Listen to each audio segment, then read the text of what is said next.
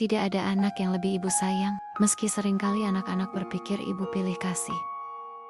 Padahal diam-diam, setiap anak punya tempat yang sama di hati ibu, anak pertama, kedua, ataupun si bungsu, semuanya. Untung dapat anak perempuan, Rasulullah pernah cakap, kalau kamu ada 3 orang anak perempuan dan kamu sabar dengan perangai dia, Allah akan masukkan kamu ke dalam syurga dengan rahmat Allah. Ada Takdir itu milik Allah, namun usaha dan doa adalah milik kita. Rahasia kebahagiaan itu ada dalam 3 hal. Yang pertama adalah bersabar, yang kedua adalah bersyukur, dan yang ketiga adalah ikhlas.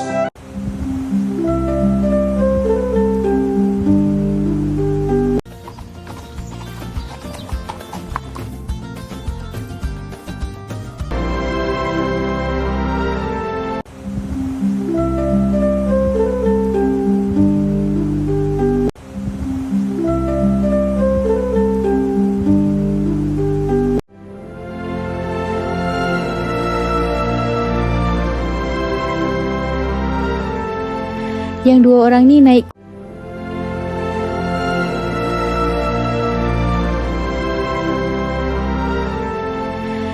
orang ni naik kuda juga pergi pantai jumpai dengan mak abah. Di pantai mana? Cantik pemandangan pantai ni ya.